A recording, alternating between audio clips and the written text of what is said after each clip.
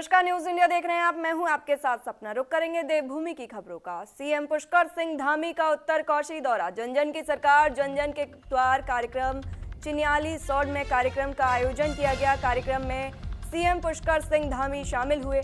कई विभागों के स्टॉलों का भी अवलोकन किया। उत्तरकाशी में जन जन की सरकार, जन जन के द्वार कार्यक्रम के तहत शिविर का आयोजन किया गया, जिसमें सीएम पुष्कर सिंह धामी शामिल हुए। आपको बता दें कि सीएम ने विभिन्न विभागों के स्टॉलों का अवलोकन किया। दरअसल पूरे प्रदेश में कार्यक्रम के तहत शिविरों का आयोजन किया जा रहा है। अब तक 5.20 लाख से ज्यादा लोग विभिन्न योजनाओं और सेवाओं का लाभ उठा चुके हैं।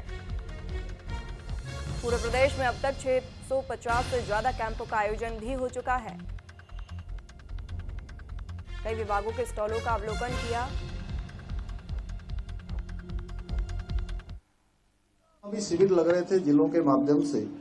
लगातार हम लोग ऐसे शिविरों को मॉनिटर कर रहे थे, उनको देख रहे थे, और इसके पीछे सरकार का हेतु था, उद्देश्य था कि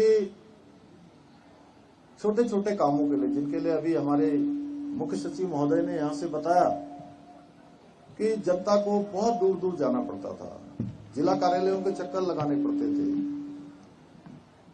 आयुक्त कार्यालय जाना पड़ता था, देहरादून जाना पड़ता था, उसमें उनका बहुत समय लग जाता था। इसलिए हमने तय किया कि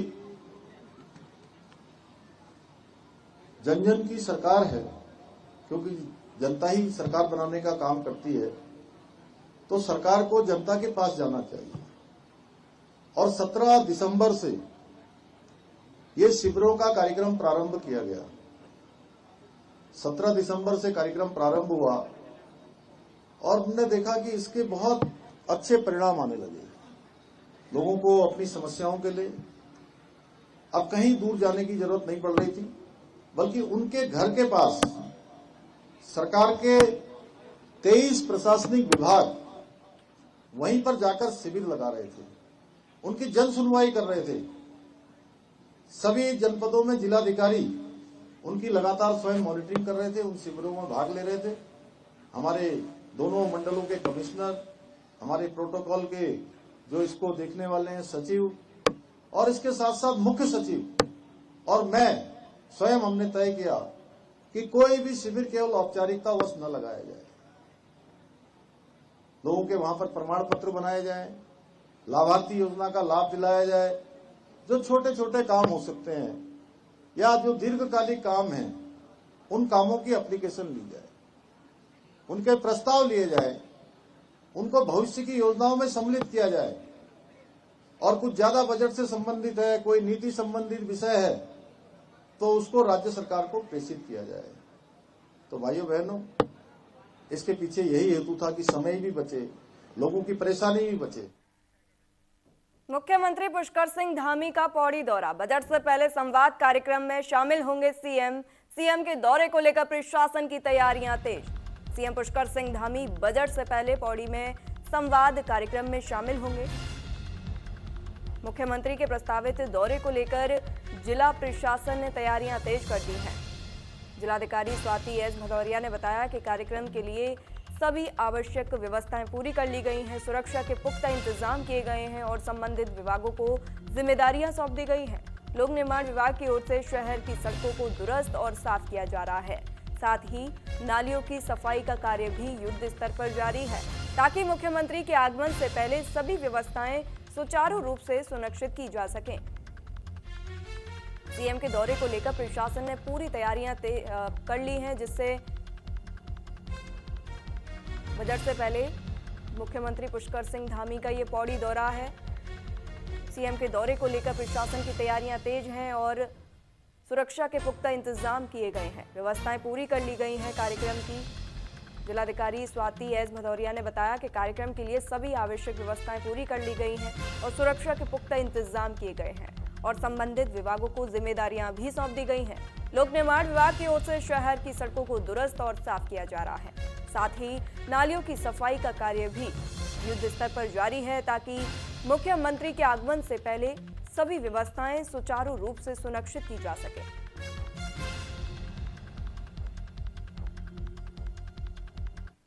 माननीय मुख्यमंत्री जी की भी निर्देश है कि जो हमारा बजट हो वो ऑल इंक्लूसिव होना चाहिए और सभी स्टेक होल्डर्स की उसमें इनपुट्स लिए जाने चाहिए। और जो माननीय मुख्यमंत्री जी की यही इसी मंशा के क्रम में उनके अध्यक्षता में यहाँ पे बजट पूर्व संवाद आयोजित किया जा रहा है पौड़ी जनपद में, जिसमें कि पूरे गढ़वाल क्षेत्र के सभी स्टेक होल्डर्स भी आमंत्रित किए जा रहे हैं संबंधित विभागों के द्वारा।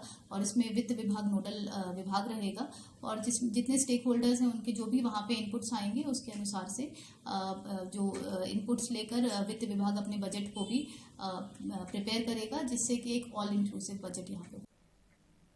खबरों में आगे बढ़ेंगे। नैनीताल के न्यायालय को बम से उड़ाने की धमकी मिली। अज्ञात ईमेल से कोर्ट परिसर को धमकी भरा संदेश भेजा गया। एक और धमकी भरे संदेश ने कोर्ट परिसर में हड़कंप मचा दिया। जज चैम्बर और कोर्ट परिसर को खाली कराया गया और सुरक्षा बढ़ा दी गई। वहीं पुलिस, डॉग स्क्वाड और बम निरोधक दस्ते जांच में जुटे हैं। आपको बता दें, नैनीताल शहर के जिला और सत्र न्यायालय को बम से उड़ाने के धमकी भरे संदेशों का सिलसिला थमने का नाम नहीं ले रहा है। जहां कोर्ट परिसर में एक दिन सुचारू रूप से चले न्यायिक कार्य के बाद फिर एक संदेश ने हड़कंप मचा दिया। अज्ञात ईमेल एड्रेस से एक और संदेश भेजकर कोर्ट परिसर को बम से उड़ाने की धमकी दी गई है। इसके बाद जज चैम्बर और कोर्ट परिसर खाली करने के साथ ही परिसर में सुरक्षा व्यवस्था बढ़ा दी गई है। पुलिस, डॉग स्क्वाड और बम निरोधक दस्ते के साथ परिसर के निरीक्षण और जांच में जुटी है। बताते चले कि बीते 16 और 17 फरवरी को जिला कोर्ट के आधिकारिक ईमेल पर कोर्ट को बम से उड़ाने की धमकी भरा संदेश मिला था, जिससे 2 दिन कोर्ट में अफरा तफरी का माहौल रहा।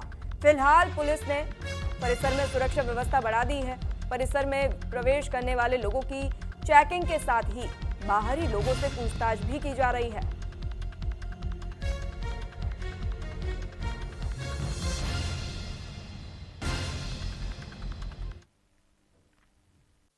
इससे ज़्यादा दुर्भाग्यपूर्ण कुछ नहीं है जब न्यायपालिका को उड़ाने की बात कर रहे हैं और उसके बाद भी एक मेल ट्रेस नहीं हो पा रहा है। इससे ज़्यादा दुर्भाग्यपूर्ण कुछ भी नहीं हो सकता और सब असुरक्षित भावना से हम लोग हैं। होली तक या हम लोगों ने अभी जिला जज साहब को हम लिख के दे रहे हैं कि जब तक भी ये मेल ट्रेस नहीं होती है तब तक कोई हम लोग यहाँ पर नहीं आ पाएंगे, कार्य से विरत रहेंगे। लक्सर में उत्तराखंड बोर्ड परीक्षाओं को नकल विहीन और शांतिपूर्ण ढंग से संपन्न कराने के लिए प्रशासन और शिक्षा विभाग ने कमर कस ली है।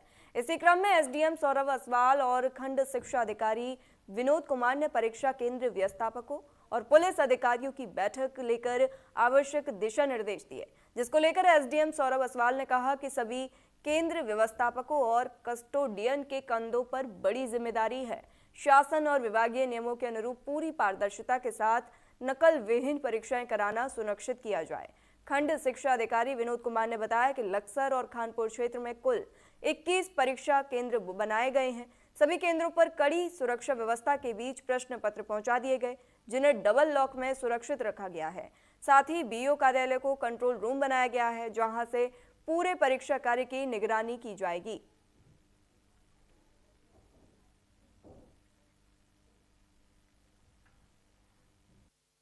बोर्ड परीक्षा है उसकी 17 सेंटर हमारे लक्सर में है और 4 सेंटर खानपुर में है, क्योंकि खानपुर का भी प्रभारी खंड शिक्षा अधिकारी का प्रभार मेरे पास है। और इसकी नकलविहीन परीक्षा संपन्न कराने के लिए हमने आज केंद्रीय व्यवस्थापक और कस्टोडियन की बैठक ली है एसडीएम साहब की अध्यक्षता में। इसमें पुलिस के अधिकारी भी हमारे साथ हैं और इसमें पूरा प्रयास हमारा रहेगा कि नकलविहीन हमारी जो है परीक्षा संपन्न की जाएगी। और सभी केंद्र व्यवस्थापक को हमारी तरफ से निर्देश दे दिए किसी तरह की अगर कोई दिक्कत आएगी तो डायरेक्ट हमको इन्फॉर्म करें। तो बोर्ड परीक्षाएं हैं वो 21 तारीख से स्टार्ट हो रही हैं। अभी हमने जो केंद्र व्यवस्थापक हैं उनसे और पुलिस से और राजस्व के अधिकारी कर्मचारियों से बैठक ली गई है। हमारे यहाँ टोटल 21 सेंटर हैं जिनमें परीक्षाएं होने वाली हैं। तो व्यवस्था और सुरक्षा को जो हमने चाक चौबंद रखना है इसके लिए मीटिंग भी करा दी गई है और सारी तैयारियां हो चुकी हैं। उत्तराखंड कांग्रेस के प्रदेश महासचिव राजेंद्र शाह ने भारतीय जनता पार्टी के कैबिनेट मंत्री पर तीखा हमला बोला, जहां उन्होंने मंत्री पर आय से अधिक संपत्ति होने और मसूरी विधानसभा क्षेत्र में सरकारी नालों पर अवैध कब्जे करने का गंभीर आरोप लगाया है। राजेंद्र शाह ने दावा किया कि वे व्यक्ति 14 गढ़वाल राइफल्स का भगोड़ा है, जो मात्र 6 साल की नौकरी के बाद सेना से भाग आया। उन्होंने तंज कसते हुए कहा कि ऐसे व्यक्ति को गैर कानूनी तरीके से गार्ड ऑफ ऑनर दिया जाना लोकतंत्र का अपमान है। देखिए, एक ऐसा व्यक्ति जिसके ऊपर आय से अधिक संपत्ति में कोर्ट ने मुकदमा दर्ज करने के लिए सरकार से परमिशन मांगी है, जिस आदमी ने मसूरी विधानसभा में खाले नाले सब कब्जात किए, जिस आदमी को तमाम लोग जानते हैं, जो गैर कानूनी तरीके से उसको जो है गार्ड ऑफ ऑनर दिया जा रहा है, एक 14 गढ़वाल राइफल का भगोड़ा जो 6 साल नौकरी करने के बाद भाग के आया है, वो उसकी औकात क्या है कि वो कांग्रेस के ऊपर इस तरह की बात कर, वो पहले अपने गिरबान में झांके और उसके बाद बात करे। ऐसे चोर और लुटेरे मंत्री भाजपा के जो बने हुए हैं, उनसे मेरा एक सवाल है कि क्यों नहीं मुख्यमंत्री धामी जी परमिशन देते हैं आय से अधिक संपत्ति से उनके खिलाफ? जिस दिन मुकदमा दर्ज होगा, जेल की सलाखों के अंदर होगा ये मंत्री। हरिद्वार में कांवड़ यात्रा के समापन के बाद शहर में व्यापक सफाई अभियान लगातार जारी है, जहां 16 तारीख को यात्रा समाप्त होने के तुरंत बाद से ही प्रशासन सक्रिय हो गया और सभी प्रमुख घाटों, मार्गों और आसपास के क्षेत्रों में विशेष सफाई अभियान शुरू कर दिया गया। जिलाधिकारी मयूर दीक्षित ने बताया कि नगर निगम की टीमों के साथ साथ अन्य विभागों के कर्मचारियों को भी सफाई कार्य में लगाया गया है, ताकि श्रद्धालुओं की आस्था से जुड़ी इस नगरी को जल्द ही पूरी तरह स्वच्छ और व्यवस्थित बनाया जा सके। जिन घाटों पर अभी सफाई की आवश्यकता है, वहां लगातार कार्य जारी है।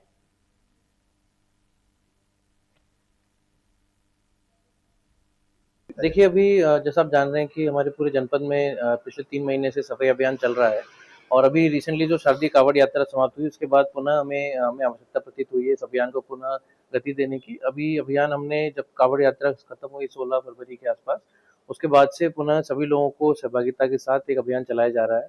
कुछ जगह अभी भी हमने देखा है कि कहीं घाट के आसपास या कहीं मंदिरों के आसपास अभी भी सफाई की काफ़ी आवश्यकता है, उसको भी टेकअप कर रहे हैं और आगे कोशिश ये कर रहे हैं कि लोग इसको अपनी आदत में डालें और साथ ही आने वाले श्रद्धालुओं, पर्यटकों से भी अनुरोध करते हैं कि वो माँ गंगा की जो पवित्रता है और उसके साथ ही वहाँ साफ सफाई रखने में हमारा सहयोग। रुड़की के झबरेड़ा थाना क्षेत्र की पुलिस को सघन चेकिंग अभियान के दौरान बड़ी सफलता मिली है, जहां पुलिस ने कार्रवाई कर एक आरोपी को गिरफ्तार कर लिया है। पुलिस ने आरोपी के कब्जे से एक मोटरसाइकिल बरामद की और कड़ी पूछताछ में आरोपी की निशानदेही पर पुलिस ने 2 और चोरी की मोटरसाइकिलें बरामद की। फिलहाल पुलिस ये भी खंगाल रही है कि आरोपी के खिलाफ कई थानों में कोई और मुकदमा दर्ज है या नहीं। आरोपी को न्यायालय में पेश करने की तैयारी भी की जा रही है।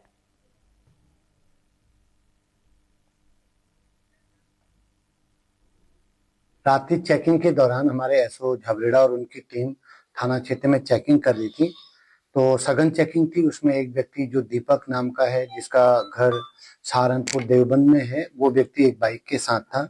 तो उसकी संदिग्धता को देख करके इन्होंने सख्ती से उसके साथ पूछताछ करी, तो पता लगा वो जिस बाइक में अभी राइड कर रहा है वो चोरी की है। फिर पुनः पूछताछ करने पर उसने ये बताया कि वो सहारनपुर से आता रहता है और यहाँ जहां उसको मौका लगता है वो बाइकें चोरी करके आगे बेचता है। तो उसकी निशानदेही पर 2 और बाइकें रिकवर हुई, जिसमें एक थाना गंगनहर से चोरी पे दर्ज है और दूसरी थाना झबरेड़ा से। तो फाइनली जो व्यक्ति है उससे 3 बाइकें चोरी की रिकवर हुई है। बाकी कल रात का घटनाक्रम है, इसमें अभी हमारे एसओ और आईओ गंभीरता से पड़ताल करेंगे, पूछताछ करेंगे।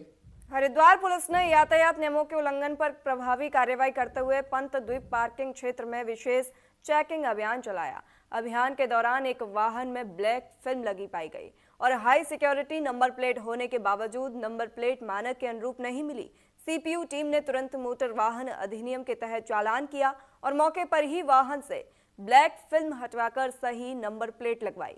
वरिष्ठ पुलिस अधीक्षक नवनीत सिंह के निर्देश में जिले भर में यातायात नियमों के पालन को सख्त अभियान जारी है।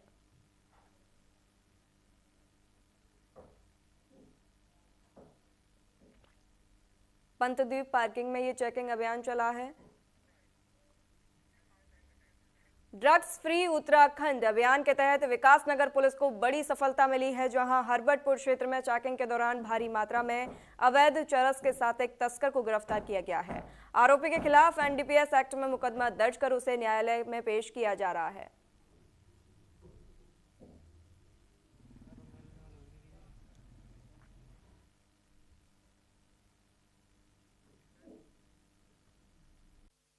विकासनगर में नशे के खिलाफ पुलिस का शिकंजा लगातार कसता जा रहा है। हरबरपुर क्षेत्र में देर रात चेकिंग के दौरान कोतवाली विकासनगर पुलिस ने 230 ग्राम अवैध चरस के साथ एक तस्कर को गिरफ्तार किया है। आरोपी नशा बेचकर अपना खर्च चला रहा था। इसने एनडीपीएस एक्ट में मुकदमा दर्ज कर लिया है और साफ कर दिया है कि नशा कारोबारियों को किसी भी कीमत पर बख्शा नहीं जाएगा। विकासनगर से मित्रावत, न्यूज इंडिया।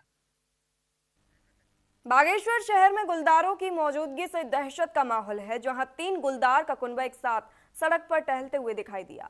यह पूरी घटना पास लगे एक सीसीटीवी कैमरे में कैद हो गई। फुटेज में तीनों गुलदार बेखौफ सड़क पर मौत से चलते नजर आ रहे हैं। साथ ही शहर के नगर पालिका की ज्वाला देवी वार्ड इलाके के रेशम फार्म में गुलदार की मौजूदगी से स्थानीय लोगों में डर बढ़ गया है।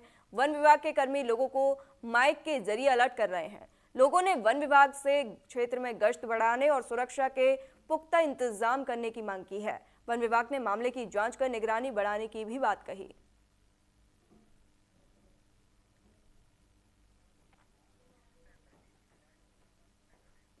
बागेश्वर जिले में जितेंद्र कुमार मेहरा ने एसपी पद का कार्यभार संभालते ही नशा तस्करों के खिलाफ सख्त कार्रवाई शुरू कर दी, जहां कपकोट थाना पुलिस ने ट्रैकिंग अभियान के दौरान चुचेर गांव के 2 नशा तस्करों को गिरफ्तार किया, जिनके कब्जे से भारी मात्रा में अवैध चरस बरामद की गई, जिसकी कीमत अंतर्राष्ट्रीय बाजार में 3 लाख रुपए बताई गई है। मामले का खुलासा करते हुए बागेश्वर के पुलिस अधीक्षक जितेंद्र कुमार मेहरा ने स्पष्ट किया कि जिले में अवैध रूप से नशा बेचने वालों के खिलाफ पुलिस की कार्रवाई लगातार जारी रहेगी।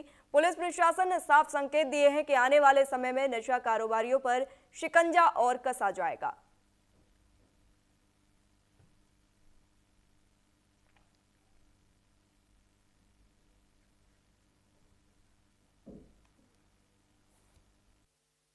शराब है, दूसरा नारकोटिक्स ड्रग्स है, साइकोट्रोपिक सब्सटेंस है, उन सब में जो भी अवैध तरीके से काम करेगा उस सब पे ताबड़तोड़ कार्रवाई की जाएगी। और दूसरा ये भी रहेगा कि हम साइबर अपराध है उसके खिलाफ भी पूरी जंग छेड़ते हैं और जो भी साइबर क्राइम है उसको नियंत्रण। हरिद्वार के कोतवाली सिडकुल क्षेत्र में नशा तस्करी पर पुलिस की सख्ती जारी है, जहां एसएसपी नवनीत सिंह के निर्देश पर तस्करों के खिलाफ कार्रवाई तेज कर दी गई है। मुखबिर की सूचना पर पुलिस ने एक युवक को गिरफ्तार कर लिया और जिसके कब्जे से भारी मात्रा में गांजा बरामद किया गया है। वहीं पुलिस आगे की कार्रवाई में जुट गई है। एसएसपी ने तस्करों को सलाखों के पीछे पहुंचाने के सख्त आदेश दिए।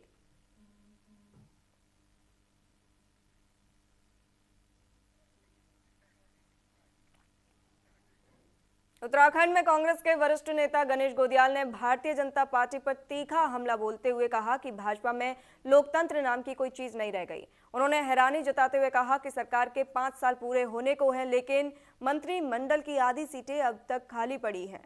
गोदियाल के अनुसार बीजेपी विधायकों में इतना डर है कि कोई भी इस मुद्दे पर आवाज उठाने की हिम्मत नहीं कर रहा। उन्होंने तंज कसा कि जो विधायक मंत्री बनने की उम्मीद लगाए बैठे हैं, उनकी यह हसरत सिर्फ एक सपना बनकर रह जाएगी।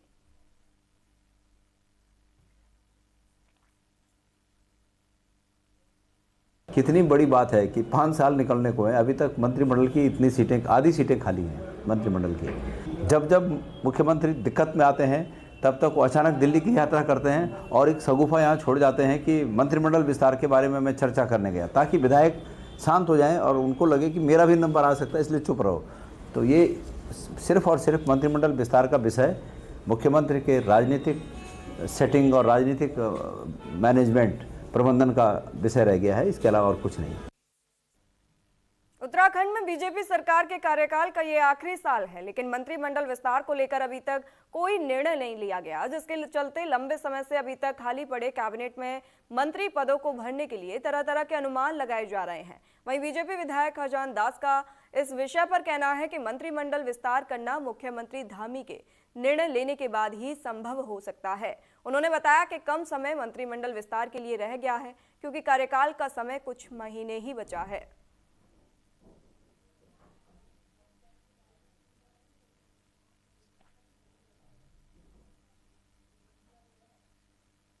बहुत कम रह गया है। मंत्रिमंडल का विस्तार करना न करना ये मुख्यमंत्री जी के अधीन होता है।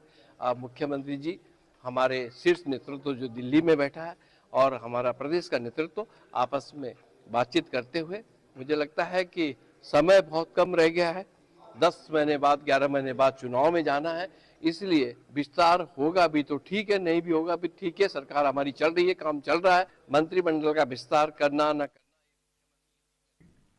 खबर पिथौरागढ़ के मुंसियारी से है, जहां सड़क सुविधा के अभाव के कारण एक बीमार महिला को ग्रामीणों ने डोली के सहारे करीब 10 किलोमीटर पैदल लाकर अस्पताल पहुंचाया। दरअसल गांधीनगर की निवासी सरोली देवी के पेट में अचानक तेज दर्द होने लगा और मोटर मार्ग न होने के कारण परिजनों और ग्रामीण युवकों ने उन्हें डोली में बिठाकर कठिन पहाड़ी रास्तों से होते हुए मदकोट स्वास्थ्य केंद्र पहुंचाया। बताते चले कि नेपाल और चीन की अंतर्राष्ट्रीय सीमाओं से जुड़े इस संवेदनशील क्षेत्र में बुनियादी सुविधाओं की कमी स्थानीय लोगों के लिए गंभीर समस्या बनी हुई है।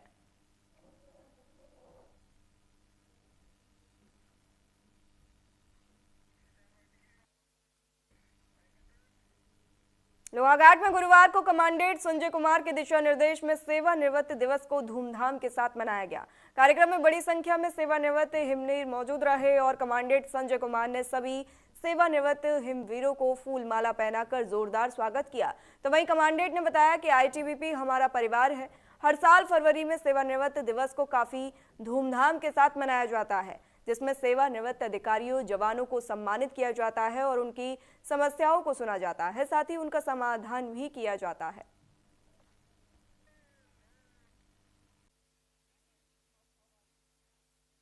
यहाँ पे 54 के हैं और हमने है ना पिछले 3-4 दिन से लगातार इनसे संपर्क कर रहे थे। तो ये हमारे पास अभी 24 के करीब हमारे आए हैं और ये हमारे को हेडक्वार्टर से आदेश मिला था कि फरवरी के महीने में हर साल हम अपने वेटरन वालों के साथ मिलते हैं और एक अच्छा सा आपस में तालमेल करते हैं। किसी की कोई समस्या हो तो वो सुनी जाती है और उसका निवारण किया जाता है।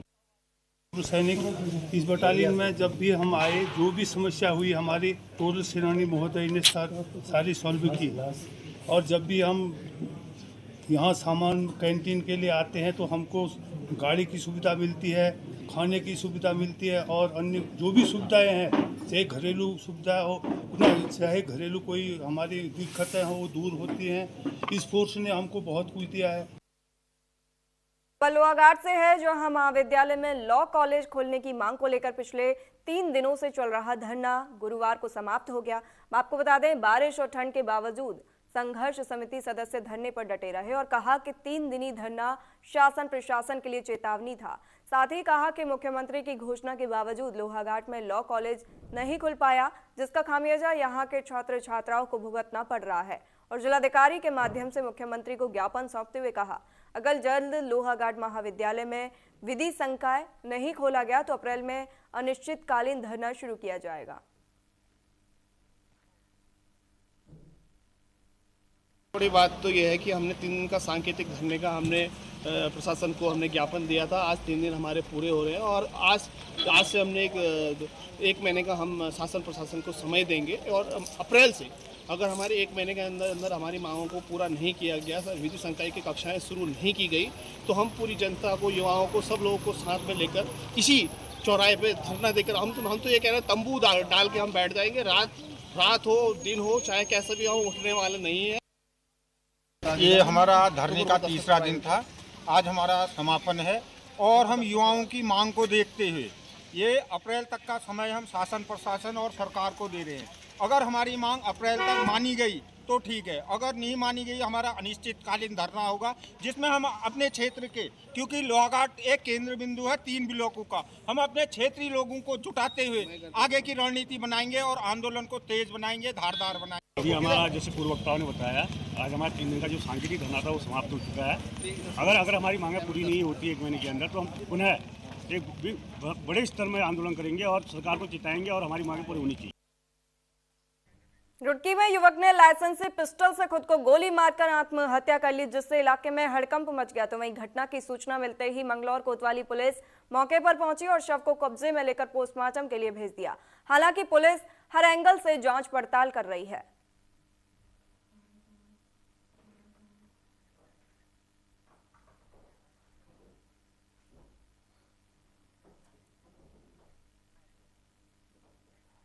हरिद्वार में कुंभ मेले की तैयारियां जोरों शोरों से चल रही हैं। बता दें कि शनिवार को मुख्यमंत्री पुष्कर सिंह धामी हरिद्वार पहुंचकर मेले की तैयारियों की समीक्षा बैठक करेंगे। आपको बता दें कि मेला नियंत्रण भवन में मुख्यमंत्री की हाई लेवल मीटिंग को लेकर तैयारी की जा रही है।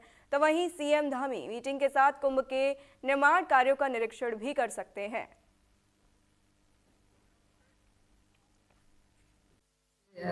सैटरडे को तो माननीय मुख्यमंत्री जी द्वारा इस बैठक भी ली जा रही है कुंभ की, और कुंभ की तैयारियों को देखा जाए तो हमने 2 तरह के काम होते हैं हमारे यहाँ पे, परमानेंट और टेम्पररी वर्क्स। तो परमानेंट वर्क्स का जो स्टेटस है अभी करीबन 25 से 30 काम हमारे ऑनगोइंग है, कार्य गतिमान है। उसके अलावा कुछ प्रस्ताव हमारे अभी शासन में गतिमान है और शीघ्र ही उनकी भी अनुमति आ जाएगी और कार्य शुरू हो जाएंगे। अस्थायी कार्यों में भी हम लोगों ने जो हमारे 32 सेक्टर हैं उनका सेक्टर प्लान मैक्रो और माइक्रो बनाना शुरू कर दिया है। फिलहाल इस बुलेटिन में इतना ही, रुकते हैं एक छोटे से ब्रेक के लिए।